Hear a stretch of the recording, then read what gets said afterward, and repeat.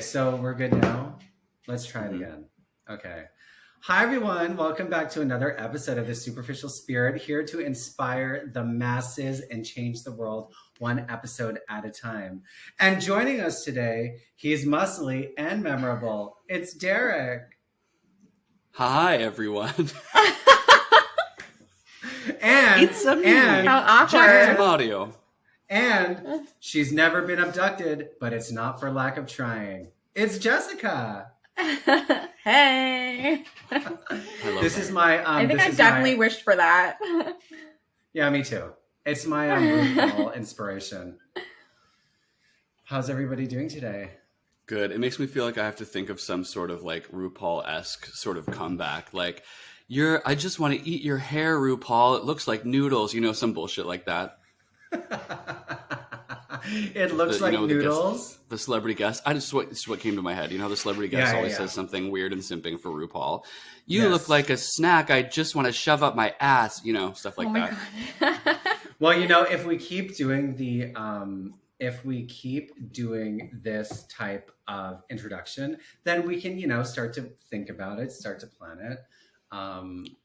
But no pressure. It's just something I came up with today when I was walking. Speaking of walking, I have to tell you all, I had the audacity to go for an hour-long walk yesterday at the age of 36 years old, and I am so sore.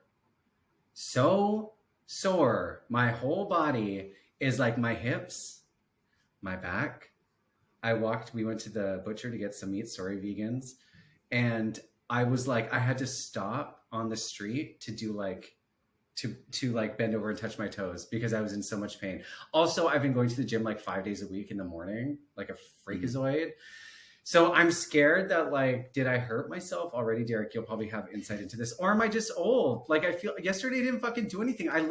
We had such a relaxing day. I recorded an interview and then we just chilled. And I woke up today like the crypt keeper. What the fuck? Well, how does it hurt and where? Like in what is the type of pain? It's achy. Okay, where? And like so along my spine, like the muscles on my spine, my hips when I walk, like in my pelvis area, and my elbow. Well, actually, just this one. Was this right after doing, you know, some sort of like leg or no? Back this is why I'm confused because it's like 2 days later. Oh, well, that can happen. If you worked out really hard, your DOMS, delayed onset muscle soreness, might take 2 days. Okay. Yeah, I would always get pain 2 days later when I was going to the gym and working with a trainer in my 20s. I no longer do that. Yeah. I feel as long as it, you know, if it feels muscular, you know, it's probably just DOMS. I wouldn't worry about it. If it feels like it's in a joint or something, then like maybe you worked a little too hard. I think I need to cool it. Like I went from not working out at all to like working 5 days a week, but working out. But you know what? I've always consistently gone to the gym. It's not like working out is new to me. It's just I something switched in my brain and I was like, you know what? I want to prioritize fitness. I want to really focus on it, focus on my diet, go all the time and see what can happen. So I think I need to stretch more. And I think maybe I could do like 3 days and then 4 days and then 3 days and then 4 days and just sort of like play it out because I'm not fucking training for anything. I'm not going to go to a pool party and take off my clothes. I'm not going to be posting on OnlyFans, so I don't need to look perfect, even though I kind of already do. But I do love starting the day with a good workout. 2 days on, 1 days off usually works for most people. That's kind of a like bro science rule of thumb. Like Monday, Tuesday, off Wednesday, Thursday, Friday, off Saturday, Sunday, Monday, off Tuesday, that kind of thing.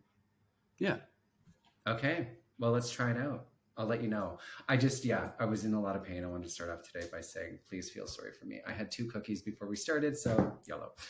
I also wanted to start today by sharing that I kind of had an aha moment from last episode. And it goes back to when we were talking about... I don't know what I said, but something along the lines of like, I feel like, you know, we were talking about how older queer people are being celebrated later in life. Like age, the way that they're becoming part of Hollywood and becoming icons is different because it's taking them up until now to have that space, to be celebrated, to become like superstars and blah, blah, blah.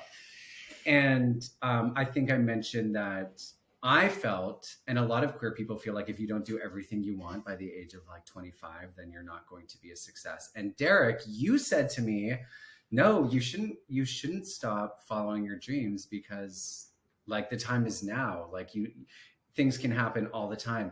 And I don't know why that changed everything. Like honestly, I'm telling you, I had like a psychic change, an emotional shift, an energetic like transformation because I I was really, really burned by my first round of following my dreams when I was trying to be a pop star. Well, I was a pop star, but by not, and I've talked about this a lot on the show, by not making it as big as I wanted to, I felt like there's no point in pursuing my dreams anymore. Because you can try, and you can do everything you can, but there's a chance that it might not happen. And it's really vulnerable following your dreams. It's really like scary. And we said this also last time, when you admit that you don't want to be lonely forever, when you admit that you want to be open for love, it suddenly makes that a reality. And then you're forced with the opposite. What if I don't find it? The opposite could be true. I could be alone. And it's the same with admitting, no, I want to be a fucking massive success. Because once you put that out there, then you also have to accept, one, that might not happen. And two, you have to put your money where your mouth is. And I feel like when you're young and you're 20 and you're a teenager, it's so easy to be fearless. And like the naivety of what can happen in your life works to your advantage because you don't know how bad things can get. And when I started this show, I've almost quit 2 times. The first time was at the end of season 1. I felt like I hit a wall. I didn't want to fucking talk about spirituality anymore. I was bored. I felt like I had nobody else to talk to. I didn't feel like my numbers were where I was at. And then I started again, Jess, because of you. You and I were talking in the DMs and you inspired me to rethink about the show and like, what can I do to hold on to this idea and keep it going? And then we started our segment with you and it was great. Like I felt re-energized again. We were getting more followers, people were listening, and I was like, okay, the evolution is happening. And then I felt like I hit a wall again. I came back from Vancouver and I was like, no, it felt so pointless. Like I feel like I'm on a high and then I hit a wall and I don't want to do it anymore. And then remember, Jess, I told you, I think I'm going to stop. And you're like, oh, I don't know, maybe take a break, blah, blah, blah. And then it hit me about Derek. I was like, oh, well, why don't we do like a panel? Why don't we have like this whole thing? And well, I was almost giving up as well, like before you, because I was like, oh my gosh, my work life is so crazy. And, you know, we were really going hard on the problems with new age spirituality. And we're like, okay, we've talked this out to like death. Like, what more can we say here? So we were both like hitting walls and like pumping each other up at like different moments. Yes, and yes. Then came in Derek. And Derek came in, and I feel like there's 2 things. One, it is so important, and I want to thank you both for this, because what you've done by joining me on this journey is you've made it exciting, you've made it fun, but you also believe in me and the show by being a part of it, and you volunteer your time, and you're energetic, and you're excited, and it truly has brought me to this new place of being excited about what is potential and what my future could be like. And I'm not saying I need to be a #1 podcaster, but I'm getting to the place again where I believe in myself and I'm allowed to have a dream of like wanting it to grow and wanting it to be successful, because I was scared. I was like, I feel old. I feel like nobody listens. I feel like I don't understand TikTok. Like all of these ideas get in my head and I don't want to fucking do it. And then Derek, when you said last week, don't give up, even though people have said that before, it just hit me. I was like, what am I doing? I have always felt called to do something and I've always stood by that. But then as you get older, it gets harder and harder and harder and harder to honor that, because you have responsibilities, you have fears, you have insecurities, all this shit. The world is changing around you and you're like, how do I be that fearless dreamer? But something happened to me last week and I'm feeling really fucking good about it. So I wanted to thank you both for being a part of this with me, because it's made it so rewarding. Well, you know, Peter, on behalf of Jess and myself, I want to congratulate you on ascending through the first level of the course. And in order to access the second level of your growth, there is a nominal registration fee of $3,000. But we're so proud of you. And I get to come to a camp at your house and we'll do some like therapies. Great. Mm-hmm. Yeah, we'll take ayahuasca. I will show you secret yoga moves. Yes, you know what? Secret honey, tantra. I'm down. Yeah. Oh my God. The tantric secrets. Oh, I know which direction you're going in. I've heard about you. I've heard about you, honey.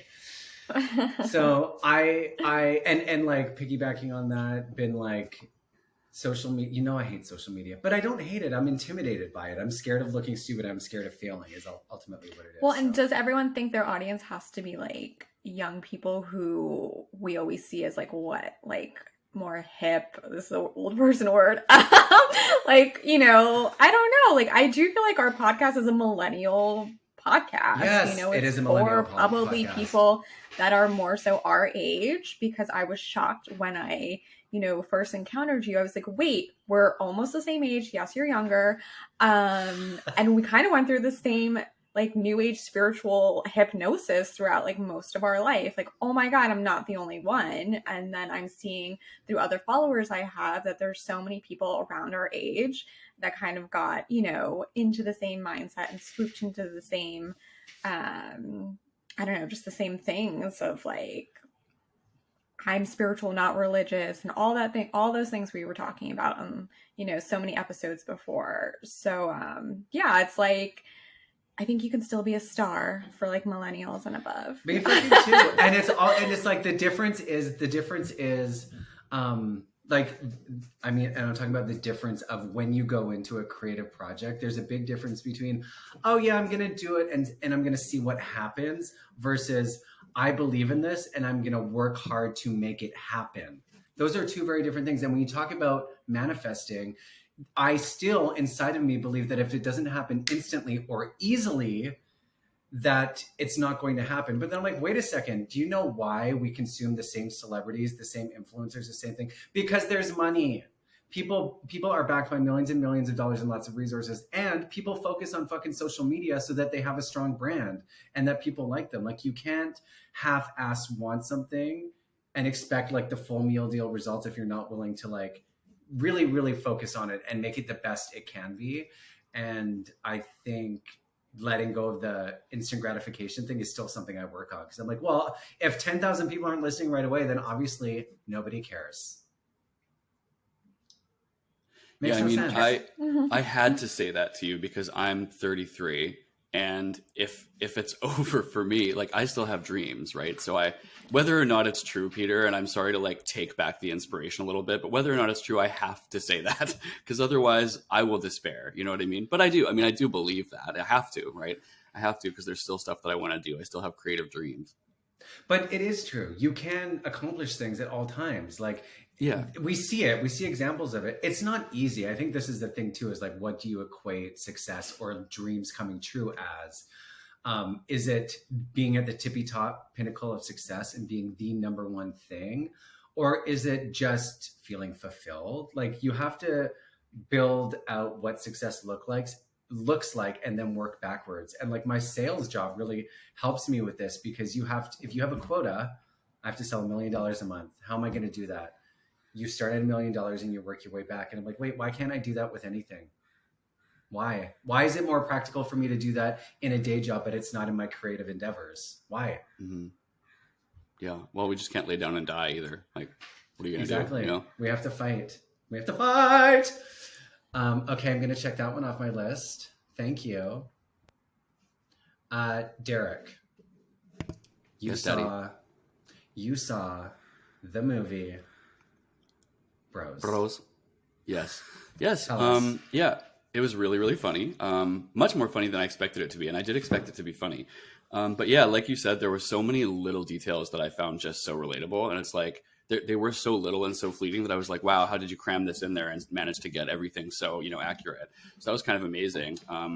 Nothing was funnier than Deborah Messing, though. She makes a cameo. Nothing in the movie is funnier. So funny. It is so funny. Like, she is just, as a comedic actress, just miles beyond like anyone else in that movie. Not to take anything away from them. They're all funny. They're all good. But she was amazing in her, 1 minute of screen time.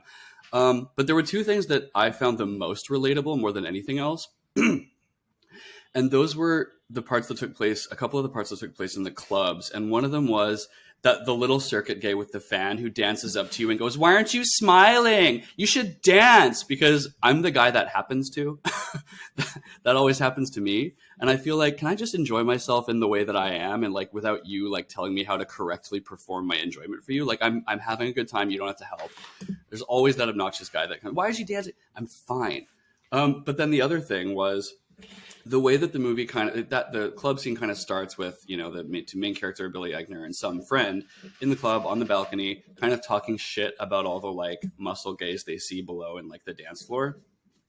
And that was kind of, I know what they were kind of doing. They were criticizing both, like they were exercising some criticism of the muscle gays that lots of people would identify with them talking shit would feel, but they're also criticizing that behavior. And I was like, that was good. That was kind of clever, because and where my mind went with this is that actually, like, there's a lot of that. There's a lot of the people who feel either perhaps an external sense of exile from the A gays, the hot muscle gays who go to the circuit parties and dance on the dance floor and only, like, you know, pay attention to each other. There's a lot of like self-exile and external exile, whatever it is. And I think it's self-imposed mostly, to be honest. But yeah, that's what happens. They sort of stand apart from that crowd and say sort of negative things to make themselves feel better about not being a part of it.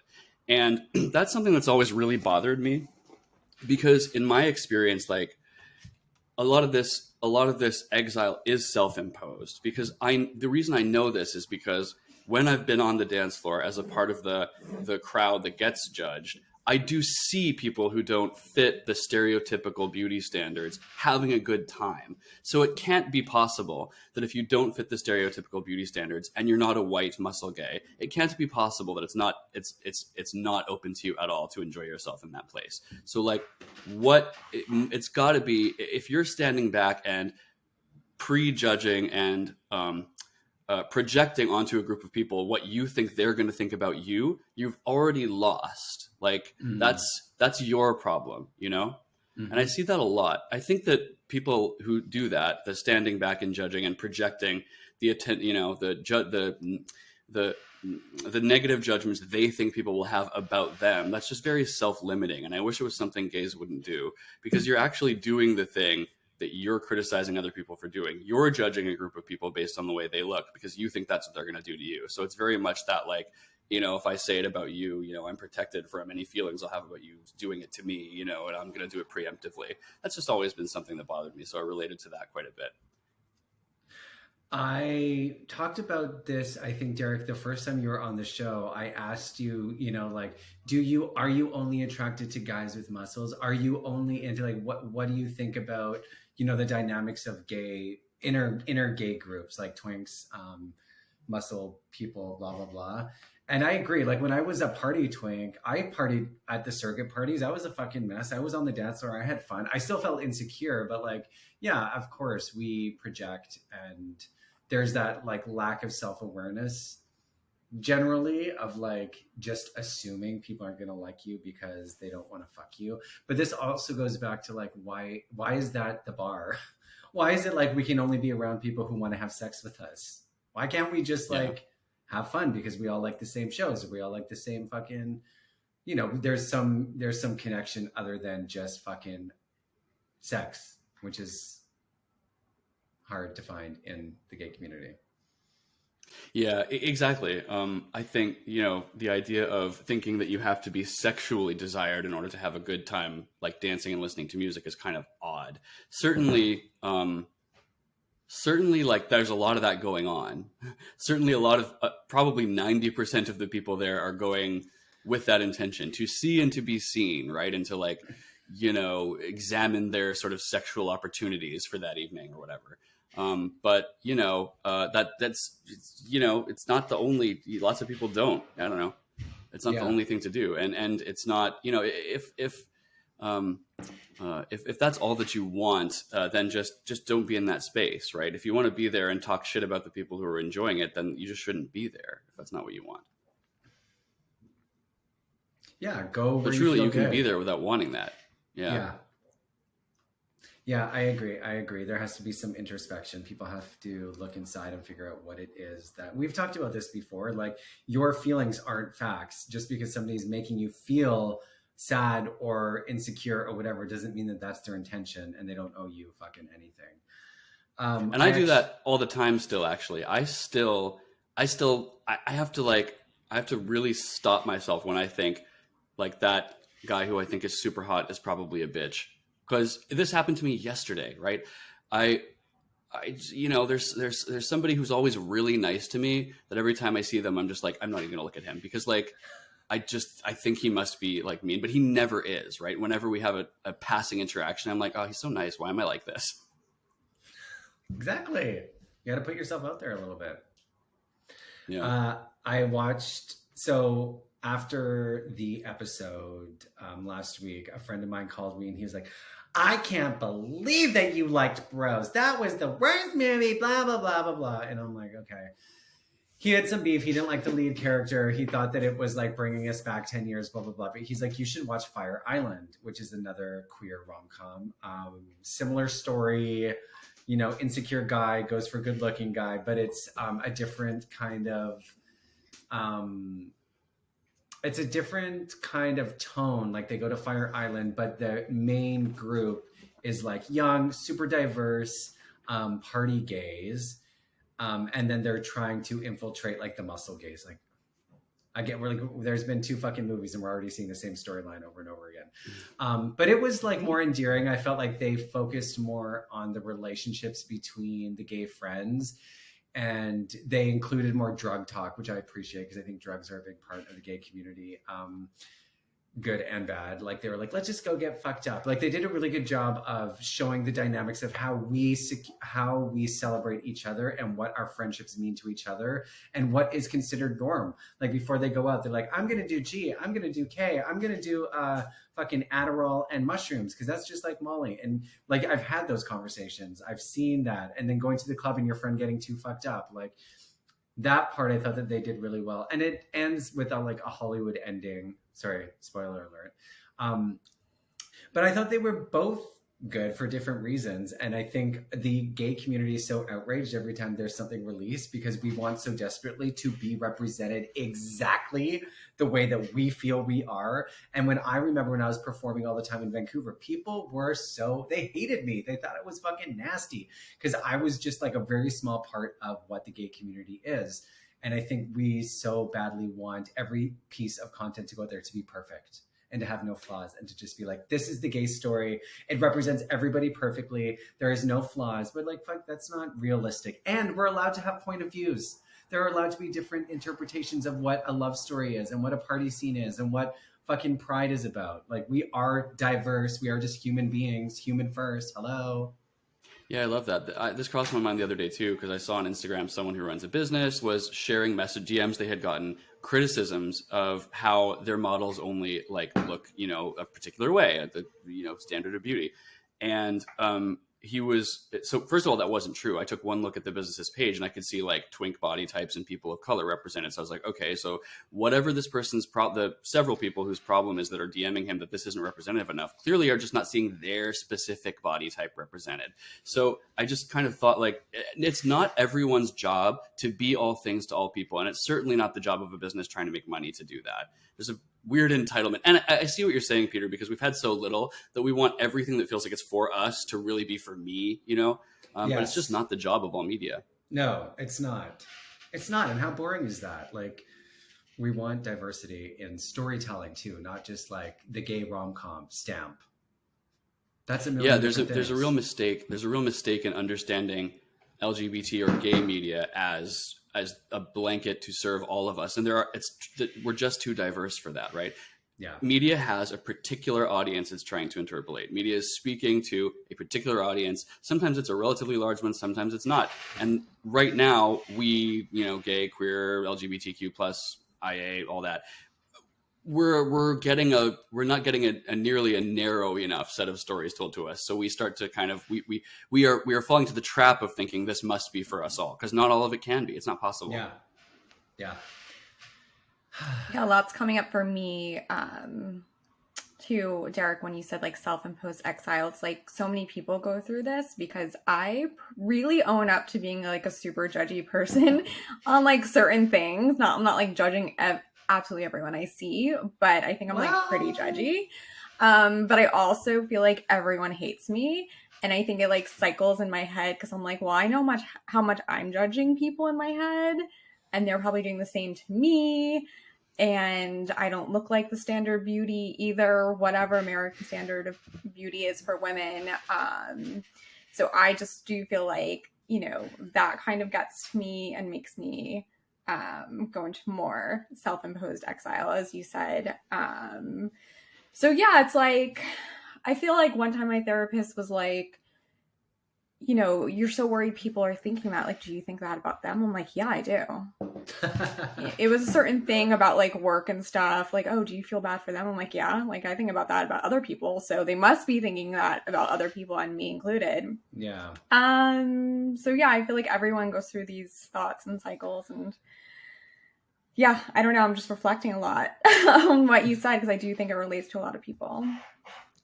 Yeah, it's interesting. When I was in a group therapy session at one point, and I was hearing people complain about their anxieties. I think everyone feels this way about me. I feel this way about myself, blah, blah, blah. And I was watching them thinking, well, you seem like a perfectly normal, nice person to me. And that was when I realized, oh my God, if I have these thoughts about them, then I can have them about myself. And that starts to kind of change the way you think about other people as well, cyclically in a way. Self-imposed. Nobody's as bad as they think they are. Right.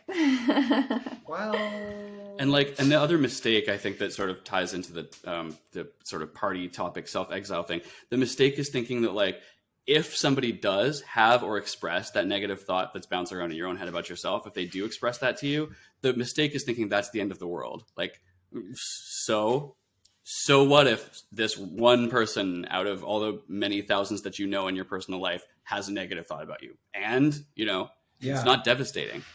Yeah, exactly. And on like really understanding that thoughts aren't real and it doesn't really matter.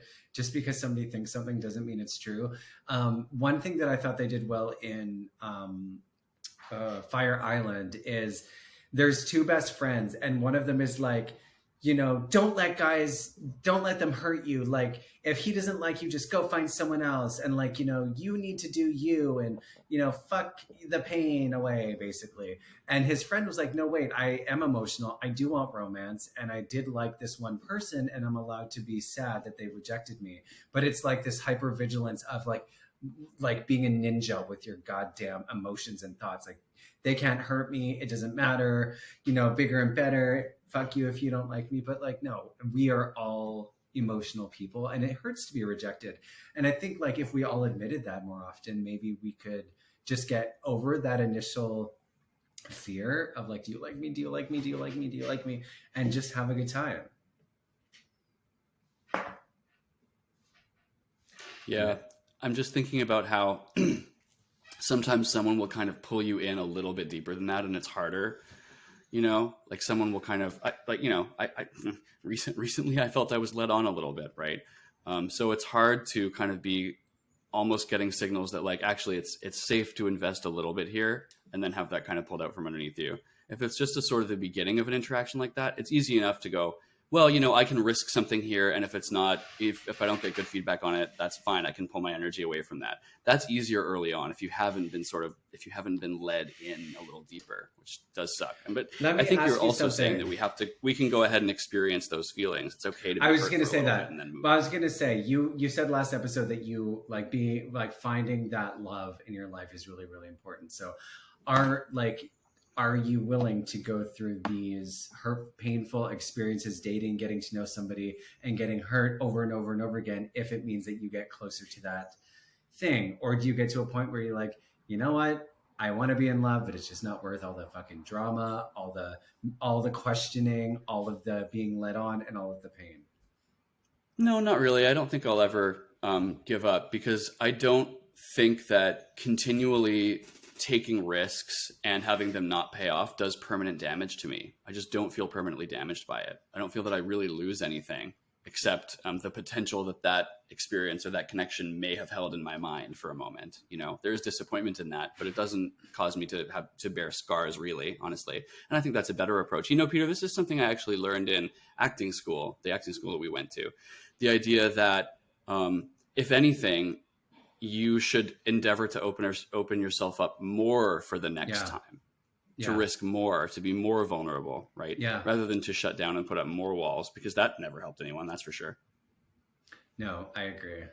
Vulnerability is hard, but it is powerful. And I don't know how most people go about dating. I've done kind of both things, but I feel like I would recommend dating multiple people, at least 3, in that get to know you stage of like 6 months, because then you're not like so focused on like one person and like if they texted you back or whatever it is. And I've barely done that in life, but when I did do it, I was like, wait, I should have been doing this my whole life, dating like this and not just focusing on one person I thought might be the one or something throughout my whole 20s. Finally, like later in life, just like a couple years ago before Steve and I got back together, I was talking to multiple guys and it was just so much fun. I was just having a lot more fun with it. And I felt like I was like the Bachelorette and they were all great, you know? Unfortunately, it was like kind of during COVID. So it was all like Zoom dates and stuff. But I'm like, wow, like I just feel so much lighter, not like honing in on like one person. So that's my recommendation. I don't know if it works for everyone, but don't put all your eggs in one basket immediately. Yeah, I think it's excellent advice. I do try. Sometimes it's just like, it's tough with timing because you just don't feel like seeing, and you only meet one person you really feel like seeing multiple times kind of thing. For me, that's my experience, but I think it's really good advice. If you can pull it off, I think you should, and I will endeavor to in the future. I wanted to show you both this picture, and I meant to send it to you before. We're going to talk about Britney for a second. So everybody get ready. I know, Derek, you said you're bored of her and you never want to talk about her again for as long as you live. I know you didn't actually say that. I didn't say that. I know you didn't say that. But I got into a fight. Was it a fight? It wasn't like a real fight, but a heated discussion in WhatsApp, a group that I'm a part of, about this picture. Can you see You it? might need to send it to us. Yeah, the screen's a little Okay, I'm going to pixely. text it to you. I think I know. I I do know what wanna you're see talking it. about because I follow the account like Britney Spears deleted Breathe post heavy. on Instagram. Okay.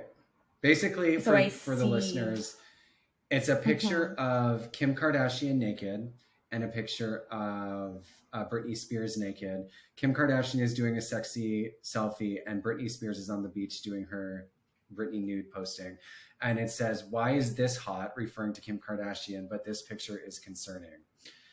And I'm curious to hear your thoughts. I have mine, but I wanted to put it past you both because it is an interesting concept. And like, this is something that I've come back to a few times when I'm talking about Britney in my real life, is Britney, along with a large percentage of the female pop icons that we have celebrated for decades and decades and decades, have been sexually marketed. We've seen them pretty much naked, doing sexual things on stage and in videos. And Britney has done nude photo shoots for her career. Like before she was posting these pictures in her house, we have seen Britney's body over and over and over again. So I was a little bit surprised that people were so outraged or uncomfortable about her doing this. And my first reaction is, it's not the nudity, actually, because you've seen her naked before. It's the way that Britney seems to be doing it in a quote unquote careless or rebellious way, where she's like, this is my body. I don't give a fuck what you think. Fuck my family, fuck the media, fuck Hollywood. And she's just kind of like posting these nudes regardless, even of what her kids think. And people are like, oh no, that's going too far. But then you see Kim Kardashian, mother of 52, posting a nude picture in her bathroom. Is she that old? No, I said mother of 52. Mother of 52 children, sorry, is what I meant. Kim Kardashian has 52 children? I'm so Okay, lost. it was an exaggeration. She has like 4 or 5. Oh. I thought Oh she my had God, like Derek. 2. All right, whatever. I thought she had like You- 2 or 3 kids. Okay, she has a bunch of kids, whatever. I just mean she's a mother as well. And she is in her bathroom posting nudes where she's blocking out her nipples and her vagina. People think it's hot, blah, blah, blah, blah, blah. And I feel like Kim Kardashian, super fucking sexy, highly produced, highly managed. The pictures that you get are really thought through. There's a team of people and it's executed like a brand. Right. Britney Right. is in her bathroom. She's taking one and her legs are open and her arms are out and people are like, this is outrageous. They're the same fucking thing. And also, like, if you think about Madonna versus Courtney Love in the 90s, super highly sexual pop icons. But, you know, Madonna was on stage. She had a record deal. She was super controlled and produced and branded. Courtney Love was a hot mess. She was doing everything that women weren't supposed to do. She was falling down drunk. She was like showing her vagina. She was taking off her clothes on stage. And people were like, this is outrageous. Is it the female nudity that's bothering you? Or is it the way that it's presented?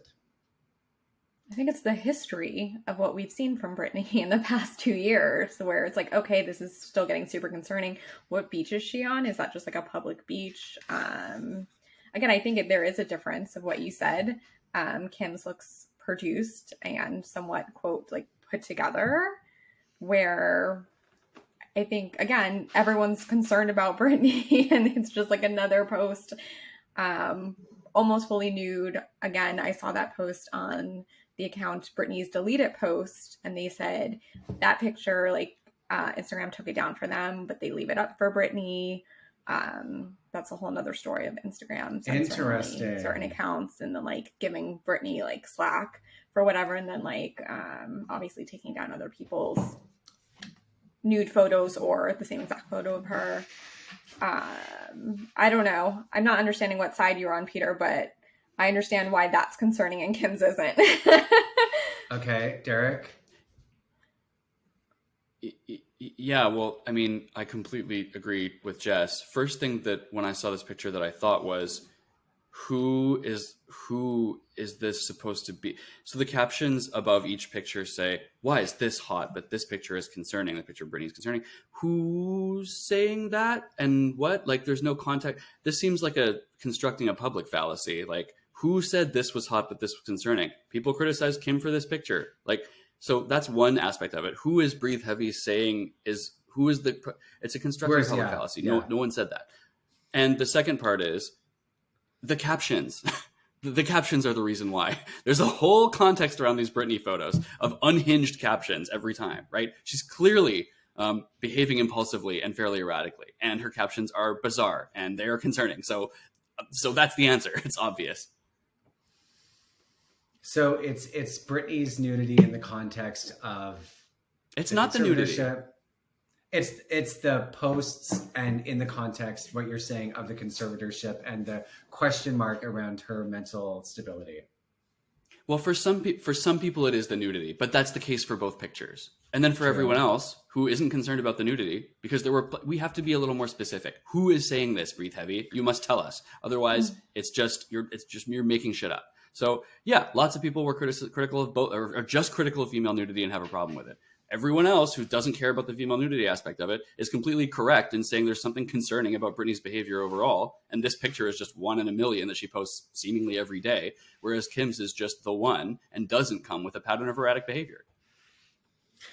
Do you think that there is a difference between the way that we're presented sexy photos from celebrities? Like, there's one kind that's appropriate and one kind that is inappropriate? Because I agree with you. I know why people think it's concerning with Britney. You know, I'm a super Britney fan, so I do get defensive about it. But I do think, like, why do we celebrate highly packaged, false, superficial people like the Kardashians, and then when somebody like Britney is spiraling, it's like we turn judgmental / concerned? What are the values and the moral compass in which we allow celebrities to share their lives with us? Because in a lot of ways, reality shows show the dark side of people's personalities, but or of their lives, the dramas, the trials, and the tribulations. But at the back of your mind, you're like, but it's on TV, so it's produced. Like, there's something, they're agreeing to do this. But with Britney, it's like, there is nobody. It's just sort of like this runaway train that's going a million miles an hour, and everybody's like, holy fuck, have we seen this happen with a celebrity before in this way? You know, like, I have a lot of questions about it.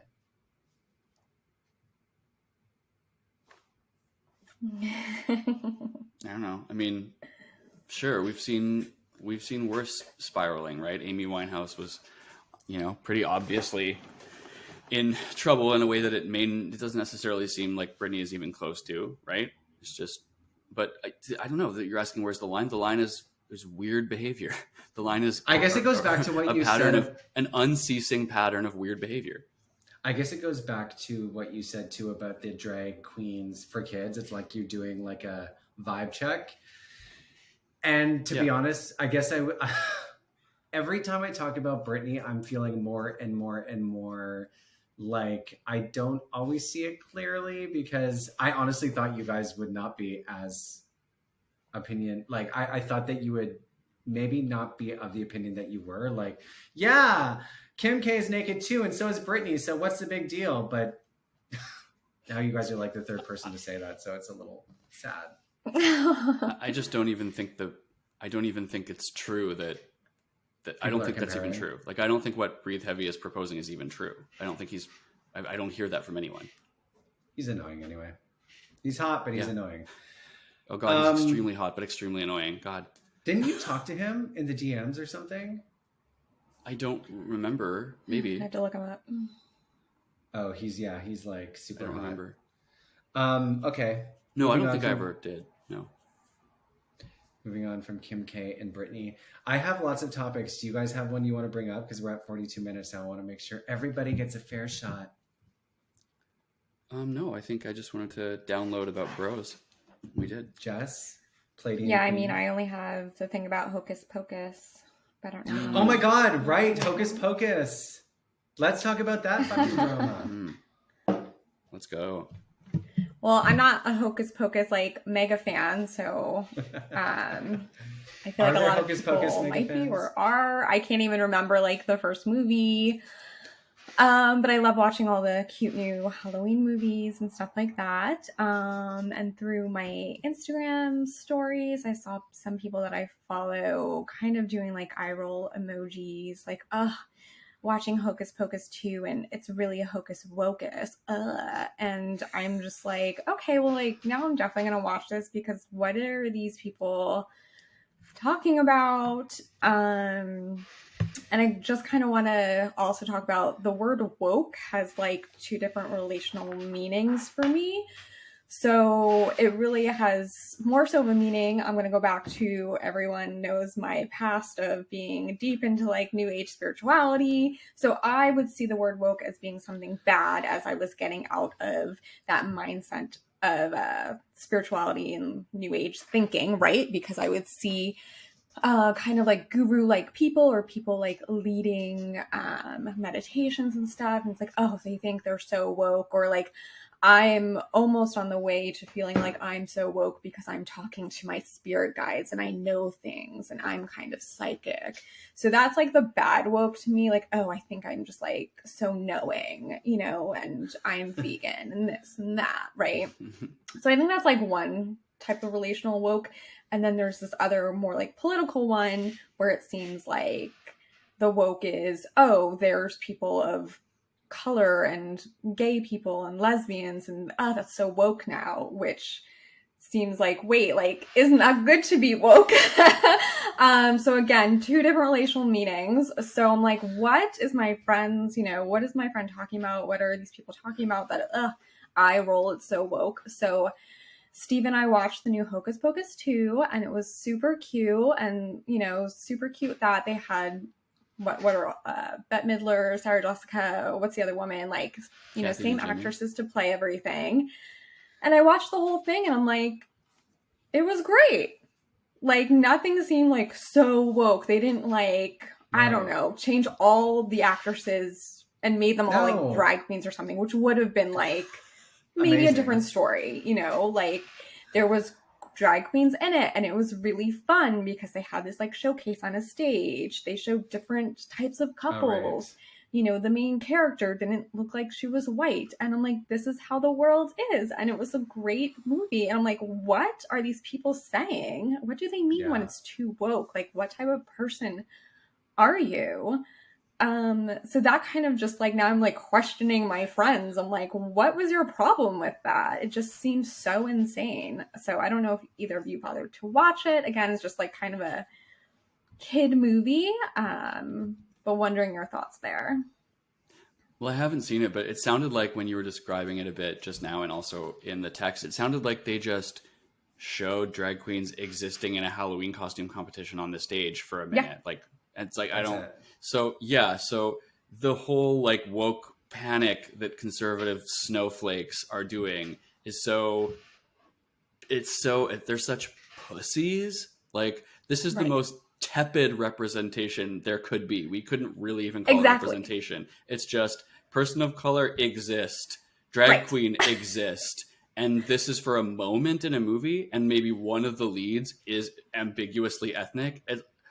Yeah, Grow a exactly. pair. Like, what the fuck is you're really this fragile? Holy shit! Stop really accusing making me- progressives of being the ones who are snowflakes with their fifis getting hurt. It's you, the conservative. You can't even see the existence on the screen for a flash of a second, for a split second, having no impact on the plot, no impact on the storytelling of a person who isn't a white dude. Chill. Yeah. Yeah. Like, I think there was like, for literally a second, a trans person that seemed to be like the principal of the school or something like that, like walking down the hallway for like a split second. Like, everything was represented for like a hot second. So it's really making me question some of my friendships, quote unquote. I'm like, what? If you can't even see that, then you just have a problem with life. Like, you have Yeah. a problem with living in the United States. Yeah. Well, leave then. You're the ones who are saying if you don't like it here, go back to whatever country you can. No, you go. You Yeah. go. You're the ones who Yes. just don't like America. Go to Canada. No. Well, go to, I don't know, Japan, where they are pretty ethnically homogenous. I don't know. Just, you obviously hate America. You Yeah, leave. go to Sweden. Yeah, Peter? I watched the movie. I thought it was not as good as the first. I'm not a super fan, but I loved Hocus Wokus. I'm very nostalgic. But I think the wokeness comes from like people interpreting diversity as like a political agenda that you need to fall align with, and they get triggered by it by simply, like Derek, you said, the existence, because they're not seeing the people, they're seeing what it means for, I don't know, storytelling or America. But like, if you walk down the street, these people are all around you. So it is kind of strange that you can see it when it's put in front of you on a screen in a story. It's like very triggering. But like, if you go to the mall and you're that triggered, are you just angry all the time? Like, when you see a gay person, when you see a gay couple, or you see somebody who isn't white, are you fucking freaking out internally? I don't know. I mean, they're like, obviously worried that they're obviously anxious that, all of their media is going, that it's a sign that just another media property is going to start not being about straight white men, right? It's like, this wasn't even a problem like 20 years ago when you would just see these people walk across the screen sometimes. Nobody was freaking out as much as this, I don't think. It's like they're more fragile than ever about it. And it's almost, even in points where it's more tepid than it's ever been. Just see this thing on the screen and like lose your goddamn mind. Not every media is for everyone anyway. Chill. Holy shit. Yeah, and they called Priyanka what did they call her? A pedophile? Because she was a drag queen promoting Hocus Pocus, and they were like, they're sexualizing fucking, I don't know what they said, but I saw, Jess, you sent us the post, and then I saw it on Priyanka's Instagram. It's like, Yeah, I was so okay. confused. I was like, wait, is she one of the drag queens that are in it? And she isn't. She was just promoting it. It was so confusing. I'm like, what are these like stupid like news lines? It's crazy. I It is know. absolutely I guess, like, insane. I don't know, man. It just seems like if I can't, if I straight man cannot project myself into like a misogynistic power fantasy, I'm gonna cry. Like, I'm literally gonna cry on the internet about it. I'm gonna complain and cry and whine. Holy fuck. Nothing could be more fucking fucking ballless. This Holy reminds shit. me just These are the same people who talk about being. These are the same people who want to be alpha males and sigma males. It's like, this is what you think. This is what you think like real men like think about and care about. You think they whine about seeing a black person all the time? What could be less alpha? yeah. Oh my God, I was reading a post about the conservative dating site called like The Right Stuff, because they're like, reviews are in, and all the reviews are, there's no women here. And it's just like laughable. Right. They're like, there's just, it's a sausage party. There's no women. I'm like, yeah, because women don't like conservative, like fragile men. Like, dude, like, okay. I know the one other thing they cry about too is this idea of like masculinity is going away or whatever. Bro, like, if you have masculinity, if you have like the strength of like self-assurance and self-confidence, that's got to be the masculine. As far as I'm concerned, those are traditionally masculine traits. Then you can't be whining about seeing a gay person or a trans person. If your masculinity is that fragile, then you don't have it. Right. Yes. This reminds me when the pandemic started. When the pandemic started and people were like, they didn't trust the doctors, they didn't trust the government, they didn't trust anything. And I remember thinking that would be a very stressful way to live, to not trust anybody or anything except for your own goddamn thoughts. Because if I only relied on myself, holy moly, spiral town, okay, it would not go well. And I feel the same with these people is like, if you truly are that scared of the world changing and not seeing only you mirrored back, you're going to have a very, very hard future because we're not going backwards. I hope we're not going backwards. And you're a bitch baby beta. Period. I also wanted to talk about, wasn't there some controversy? Didn't Bette Midler I don't know why she tweeted this, but didn't she tweet something about women's rights are being taken away and even our name, we're being called menstruators and vagina havers. Don't let them take away our identity or shit like that. Wasn't that? I don't know if that was related to Hocus said Wokus something or just about timing. It was about language. She was talking about birthing people, I think is what it was. Yeah. Yeah, she saw something that referred to, people who are capable of giving birth, and lost her goddamn mind because apparently she's a secret TERF and, believes that referring to people who are not women but may be able to give birth, which is a thing that just exists whether she likes it or not, is somehow offensive to her rights and somehow takes away her identity as a woman, which makes absolutely no sense, of course. I didn't know she was a TERF, but because she's such an annoying woke schooled on Twitter. Like she's constantly, but I guess that fits with the pattern of a white trans exclusionary feminist, right? They are often screeching about women's rights, but then the instant you throw in something to do with trans people, or you acknowledge that trans people exist and some of them have vaginas and can give birth but are not women, they feel very threatened by this. And I guess that's the thing that relates to her as well. I guess she is one. This is the tweet. Not know. Obviously, it's stupid. Yep. Yeah. Women of the world, we are being stripped of our rights over our bodies, our lives, and even our name. They don't call us women anymore. They call us birthing people or menstruators. And even people with vaginas, don't let them erase you. Every human on earth owes you. Wow. So that's obviously spicy. It's not erasure. There are still women. Women are still a thing. Many of those women have vaginas, can birth, and menstruate. Not all of them do. And there are people who are not women that can do those things as well. And I guess she thinks no one's taking away the existence of women. Well, I was wondering if the erasing comment was more about like don't let them erase us of like our right to our body. Yeah, she references that. She references the Roe v. Wade thing. I'm assuming is what she meant by taking away our rights in order to make this weird point about we're even losing our name as women. So, I mean, they're separate things. Like, women, people who identify as women, people who are women have lost, in some cases their rights to abortion, to the rights to their body autonomy. And so have the people who are capable of having birth who are not women. There's more than one group implicated here. And she seems to feel threatened by that fact. It's like I'm open to the world changing to an extent because I'm trying to understand in her mind what it is. Like, if we allow these people to exist from her point of view, then I am not going to be able to be a woman, or it's somehow taking away her experience when really she can still be exactly who she is. And if anything, the whole concept and idea of what we know women to be is expanding. And isn't that amazing? Because now you can have a more fulfilling and diverse way of celebrating women. It's the same old boring the same old boring conflation of sex and gender, right? Gender is simply a mode of identity. That's it. Simply a mode of identity. Yeah, oftentimes it coincides with particular, sometimes it coincides with biology. Oftentimes it's indicated by biology. But if Bette Midler doesn't understand that you can simply not identify as a woman and be capable of giving birth, then there's no getting through to her on that fact. But you just can't stop anyone from having the capacity of giving birth and identifying as a woman. You can't stop them. They're just doing it. And that's how it works. She's probably in the same age group as J.K. Rowling.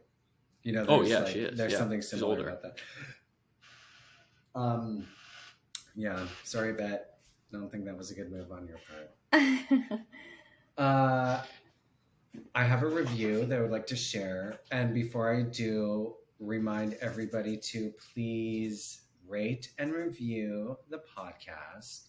Tell your friends about it. Follow us on Instagram or TikTok. And yeah, share stories too. Like if there is an idea for a topic, or if you have an interesting story about spirituality or pop culture or anything else that sparks your interest when you're listening to the show, let one of us know. And I'll include links to our social media in the show notes. Okay, so this is a review from Jim. Talking the talk that needs to be talked. Wow. Talking the talk that needs to be talked. What a great podcast, truly tackling the interesting and necessary topics that need to be discussed. A podcast that is truly, truly bringing forward and bringing to light those interesting and niche subjects, full of content and stuff to dive into. Wow. That was a good one. Thanks, Jim. Thanks, Jim. I love the value we're bringing to Jim. Yes, thanks, Jim. Thank you, Jim. Thank you, Jim. All right, y'all. Thank you for another great hour. I hope, Jess, I know you were tired this morning. You got your latte. Thank you for getting out of bed and joining us. Really appreciate that. Of course. And Derek for wearing that amazing royal blue, and for also coming. Although you interrupted our text flow by starting a new group chat, and I don't know why you did that. Well, it's back on for some reason. It's back on iMessage. Why did that happen anyway? No idea. Just a blip in the system, I guess. A glitch The in Matrix! The Matrix! All right. See y'all next week. Thank you. Bye.